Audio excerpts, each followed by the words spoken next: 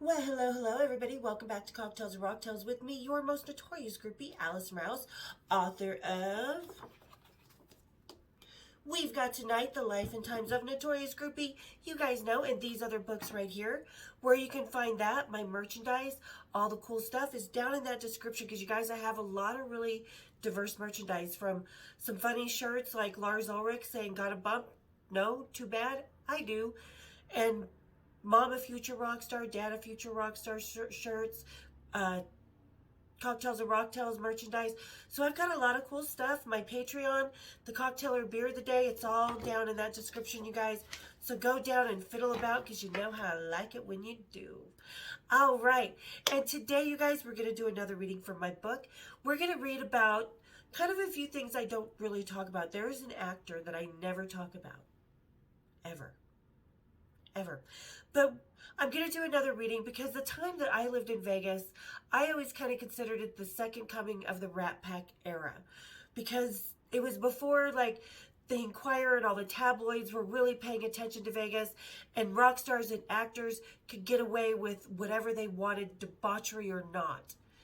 And there was nobody there to pry. It was pre-Paris Hilton, pre-Kardashian, pre-all that stuff.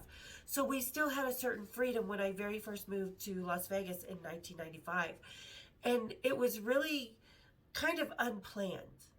So just a very, very different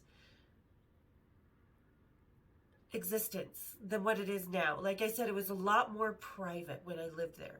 So you could get away with a lot more stuff. All right, and today we are finishing up one of this. I just drank, I'm not into like hard seltzer waters and stuff like that, but we have a really killer local Uintage. I know you guys can find these all over the United States. So they did a cherry limeade, and we all love those cherry limeades from the drive-in, right? So you guys, this is our Uintage cherry limeade. I'm finishing up from the last. It's so delicious. Everybody grab your cherries, kick up your feet, and let's have a little cocktail and rocktail. Cheers, big ears. It's actually really, really good. And I think what I'm going to do with it next time is make a slushy out of it so it's a true cherry limeade. Because, like I said, it is really good. Low alcohol, only 5%, which is low for me because I'm a bourbon soak kind of girl, which is usually around a 10 to 12%. No wussy. All right. So this is, like I said, kind of a couple months, about a month after I had moved to Vegas. And I was getting my feet kind of on the ground there. So this is August, right before my birthday, because I know all this stuff online says my birthday is in July. It is August 29th. I'm a freaking Virgo. Don't believe everything you read because I don't participate in most of that stuff. All right. So this is August of 1995. And this is how I met my best friend from Las Vegas. Love her to death. Okay, I should have known that Amy and I were meant to be besties when she and I showed up at the Hard Rock Hotel in the same dress. Different colors, but same dress nonetheless. Because we were going out that night to, it was right before we escaped the Yakuza in Japan. And we were going, out to celebrate my birthday because the Ramones were playing. Here's the guitar pick. I'll show it. It's on my fridge right now. So, but this is from that night. So, and we both worked at the same club together. That's how we met. And we decided to go out. This is our first night out. We went to two totally different malls, went shopping by ourselves. This is before cell phones, any of that. So we went shopping by ourselves, showed up in the exact same motherfucking dress. Hers was red, mine is black. I still have mine. And it's in my storage, so that was kind of like the weirdest thing. Like, we knew right then, like, how did we end up in the same motherfucking dress? We knew it was some sort of kismet, just like when I had met Kristen. I think we all have these moments in life where we meet really good friends that you're going to go through all kinds of good times, bad times, and everything in between with. Okay, so we laughed our asses off and went into the joint to start our champagne binge. It was not only my first show in Las Vegas, but also my first birthday celebration in Las Vegas. I was 25, financially more stable, free as a bird, and a sexy commodity both at work and in my personal life. Oh, I forgot about that. So, like I said, when I first moved to Vegas, they were filming a rather well known movie. Okay. Da-da-da-da-da. So, and I'd already been in Vegas for a month, and I had, the first week I was there, run into this actor. Boy, did I run into him. He kind of came over to me, but I just happened to run into him at the Hard Rock, because the Hard Rock was the first place I went, the Hard Rock Hotel, not the restaurant, but it was the first place I went in Vegas. And everybody who was anybody was at the Hard Rock because it was the new cool place in town. I mean, Jack Nicholson, everybody. So that's kind of, so when I'm talking free as a bird and a sexy blah blah blah, I had the actor still lingering around from time to time. Had betted and addicted Steve Jones and was just around the corner from another surprise. Ooh. But tonight was the Ramones. I had never seen them and was going to let loose and hopefully bed their stringy lead singer, Joey. That was the plan anyway. Plans don't always work out. Amy and I stood front row and made small talk with the local Yellow Jackets. They were a couple older, nice guys who let us separate ourselves from the rest of the crowd and stand between them and the stage. So when you're in the front row, you know there's that railing and then you have all the Yellow Jacket security guards and then the stage. Well, that's where the security guards let Cousin Amy and I stand, was in that safe spot, which was kind of nice. Amy and I stood in the front row, blah, blah, blah, blah, blah. Da-da-da. Good thing, because the crowd was starting to get pushy, which I had never stood in a crowd really in my life. And the last time I saw people in the crowd get pushy, 3 kids died at AC/DC. So I did not want to be standing right there. Bad memories. Okay, so being able to have the steel gates as a barrier would help Amy and I enjoy the evening without a hassle, as it would for Johnny Ramone as well. Like I said, Amy and I had on matching dresses and were instantly noticed by the roadies setting up the stage.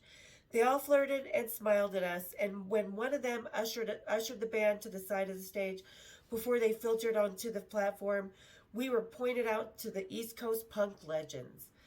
They sauntered out onto the stage and began their 3-chord assault. Amy and I bounced and danced to the music in our solitary area. I saw Johnny throwing picks after a couple of songs and gestured for him to toss one my way. I thought it would be a good way to flirt. So did he, apparently, since he made the gesture for me to stick out my chest so he could aim the guitar pick down my cleavage. Not much cleavage, but Cousin Amy's a D-cup, so she had way more than I did. Okay, I am a groupie and gladly played that game. I wasn't after Johnny, but did whatever I could to get Amy and I backstage. Johnny spent the next few songs shooting hoops with the picks and landing about half the shots between Amy and I's tits. We thought it was hilarious, and I was just getting Joey's attention and the greedy crowds behind us. They apparently wanted the picks as well. Come on, people, don't interrupt the rock and roll flirtation. That's just rude. The crowd behind Amy and I began futile attempts to grab the picks Johnny was using as target practice and began to shove and push from behind. This little game wasn't fun anymore. Amy and I got frustrated by the crowd and left for the back bar to refill our now empty bottle of crude. As Chattels, our favorite bartender for the whole 8 years I lived in Vegas, as Chattels popped another comped bottle of Dom, because and I don't mean this braggartly, but we were comped Dom Perignon every fucking night we were there. Because we partied, we kept the rock stars there, we knew how to tip our bartenders, we were that perfect customer to Vegas. We were locals, we understood it. Because we understood, as locals, everybody in Vegas lives off your tips. Be surprised. Okay. The tour manager, as he popped the cork, the tour manager came to us and took the prettiest girls there up to the VIP level so we could enjoy the show in peace and quiet. That's what he said to us, not what I think in my mind. That's what he's like, you guys are the prettiest girls here, because Amy is a tall, gorgeous blonde. And she had platinum blonde hair at the time, but she looks more like a Jennifer Aniston. Like, she's a total Jennifer Aniston, but taller. Just beautiful, natural girl next door. I loved how innocent the roadies and rockers talked to girls that they thought just fell onto the tour bus yesterday. I tend to have fun with it and bat those ones around like cats do their toys. Because this roadie, he didn't know me. He didn't know, he thought, the way he was talking to us, he was just like, oh, you girls are going to have a great time tonight, blah, blah, blah, blah, blah. And it's like, no, we know. Cousin Amy and I had already met rock stars together. So we knew, and he didn't know that I was a seasoned part of the family. I was going to say professional, but no. Wasn't a professional, I was part of the family. All right. After the show, that is about all I did to Joey. Oh, I batted Joey around a little bit as he was tired and probably sick enough from the recent cancer diagnosis that eventually took him, because his personality was dull as a box of rocks. So I played and left in one piece. I was happy and off to a good start in my new metropolis. Because, for a groupie who actually moves from town to town, to figure out the whole new groupie scene is an accomplishment of itself. To conquer it with a punk legend within weeks of getting into town. And yeah, I wasn't with them, but that wasn't the thing. I still got into the show for free. I still got to hang out with the Ramones before Joey died. And it was pretty much all the Ramones as they were at that time. So I actually got to meet Joey and Johnny before they died. That was cool. Linda was there with Johnny, his wife. Didn't make Joey too happy, which is why they had separate dressing rooms, because they don't really actually hang out with each other off stage. So I was just even happy that I had a cool night. And so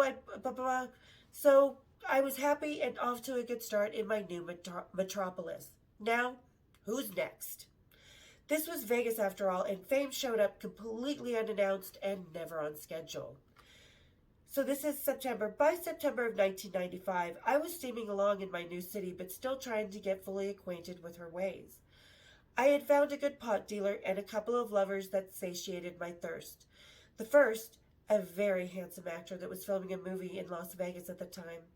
He was dangerously charming, and more fun than you could shake a stick at. Oh, did I shake his stick all right? In a couple ways. He and I lounged here and there like Frank and Ava, hidden away in my time capsule of a hotel room. The other, a roadie I had been seeing since right before I had left Salt Lake City, but the man who came along next would be the downfall of me from my grace. Who is it? That's where I'm going to leave off. This is going to be a short and sweet one today, but I'm going to leave off there, because if you want to know who it was, buy the book or go down and watch the episodes, but watch commercials while you're doing it. Support the channel, okay? So, because, like I said, a lot of people don't realize that Las Vegas at the time was still very private, and nobody was paying attention. All the paparazzi and stuff were in LA and London and New York, and really nowhere else. Maybe Miami was kind of becoming more prominent at the time. But Las Vegas, in the 8 years that I lived there, was still a place where people could go privately. As you can tell, because, Adam Sandler, Rob Schneider, Alan Covert, that wild Easter weekend that was about to happen, that was never in the tabloids, because Vegas was not on that crazy wild radar. That didn't start happening until around 2002 when John died. Like, that's when the Inquirer and the tabloids, actually that month that John died, they had just opened up offices in Las Vegas, because that's around when Paris Hilton and Nicole Richie were making The Heiress a very famous part of pop culture society and stuff, and they would start to get paid to go to the clubs and stuff, that was not happening when this was going on. And like I said, there were several movies filmed during that time in Vegas. I met all the actors. And like I said, this actor, I had just gone to the Hard Rock. I was hanging out with this billionaire from San Francisco. He was a tech guy, Paul Polnick or something like that. And we just always had a wild good time. I wasn't really drinking, but I was smoking weed. So I would just meet up with Paul at the Hard Rock when he was in town. We weren't sleeping together, nothing like that. He was just this crazy wild spirit that I was fortunate to get to know for a brief time in my life. So I would go out dancing. He was a swing dancer and I didn't know how to swing dance, but he would just throw me around and I would just go with it. And when I went to go meet him one night, he was in his very serious gambling tournament and I was just kind of bored. So I wandered off and wandered into this very, very handsome actor. And one day at a time, we took it. Kind of like the Golden Girls. Huh. That's a hint. But it was really awesome because I took him to my hotel room first. Like I said, it was the La Concha, which is now, it's torn down. And the front of the La Concha, which is next to the Peppermill Lounge, very, very famous place. You want to go see who's who in Las Vegas, go to the Peppermill. But this was right next door to all that. And it's now the neon sign museum in Las Vegas. So if you're ever in Las Vegas, when you're walking down the strip, go look. There used to be this big hotel, and it had a two-story hotel in the front and then a big tower in the back. Well, I was in the original part of the two-story hotel, and the hotel room was like, it was beautiful. You walked in and there was this huge walk-in closet. Then there was this beautiful vanity area that was made out of wrought iron and just vines and stuff. And then this huge bathroom and this silver wallpaper with white lilies and stuff. And it was a very well-kept hotel, but it was just part of old Vegas history. And the story was Marilyn Monroe used to sneak in there and see one of the Rat Pack. I'm not sure which one, but one we didn't think she'd do, and not Frank. But so, and it was quite ironic that it was this actor that I bumped into. So he and I would just lounge in the room, and he's like, yeah, he's like, this is so Rat Pack. I'm like, isn't it though? I said, that's why I chose this hotel, because it's so unexpected and it's got this cool vibe. And he and I would just sort of hang out at the hotel while he was filming, and next thing you know, it was done. And one of the other actors he hung out with came in to smoke weed and stuff. And we were sitting in the room, and I happened to grow up in the same state as this actor did and stuff. So it was just kind of cool vibe, and nobody got a hold of it. And I still won't say who the actor is. But that was the kind of, now anything that happens in Vegas really doesn't stay in Vegas. We all know that. I know that. But back then, it actually did. That was the society. It was still this closed little community and secret little place where everybody could go and be beautiful, glamorous, and run into people and have these wild nights, and nobody was going to be the wiser. You could go home, keep your secrets. Vegas isn't like that now. So when I lived there, when I had first come there, and the Ramones was my very first actual concert. Like I said, Cousin Amy and I had run into Steve Jones at the same time. But so yeah, that was Vegas. That was my Vegas. That's when I first moved there. That was kind of my first for everything. And I hope you guys kind of enjoyed it. And when I read stuff like, when the tour manager said the two prettiest girls here need to be up in the VIP area, I don't mean that rude. I don't mean that mean. That's just what was said to us. So hopefully by reading my book, you guys are kind of getting my personality more, and that I'm not vain. I don't think I'm a great beauty. I know that I can be pretty, whatever, but what attracted the rockers was what was shining from the inside, the intellect, the laughter, the fun, the free spirit, the person who is not in awe of a rock god type of thing. So, ladies, don't look in the mirror and call yourself ugly. Look in the mirror and say, I shine, and today, that's going to attract a lot of really cool people. Or things that you want, the life that you want. Let yourself shine. Don't be afraid to, because you will be able to open up so many doors. And I'm not talking just sexually and socially and stuff like that, if you believe in your own shine, so will the rest of the world. And Las Vegas was a new place, the first place that I ventured out after Seattle, like completely on my own, because Kristen and I ventured to Seattle together. I kind of haphazardly went down to Vegas and swore in years before that I would never live in Vegas. Oh my God, no. And it ended up being the best 8 years of my adult life on my own, by myself. I built a pretty cool world and actually became part of Las Vegas history. So, Vegas is my adult hometown. And that was the very first of it. So, you guys, I hope you enjoyed today's reading. Again, thank you guys for all the love and support here for the community that we have. I cannot tell you how many awesome fucking cool people are here. So those of you that are just haunting the channel, stalking my channel, go down. Hit the like, hit the subscribe, hit the bells. Become part of this really awesome community. Because we are groupies from the 80s. We're overlooked constantly. We are a whole different breed that is so undefinable. But the last of the great groupies. That's why there were no really good groupie scenes after us 80s ladies. Just couldn't do it. And I don't just mean me and my friends. I mean in this whole country of 80s ladies. We were a different breed. We took our lives and our cojones into our own hands and made it our world. We weren't just part of it. We made it ours. So, ladies who are just joining, open up your minds. This isn't that fucking Almost Famous 70s show. There was music beyond that because we got to see a huge plethora of music that no other generation has seen. It was amazing. So if you want to say how much you love music, find out how much I really loved it, because rock and roll isn't the only genre. Got a lot of cool stuff. So all right, you guys, hit the subscribe, hit my bells, and we'll see you next time here on Cocktails and Rocktails. Cheers, big ears.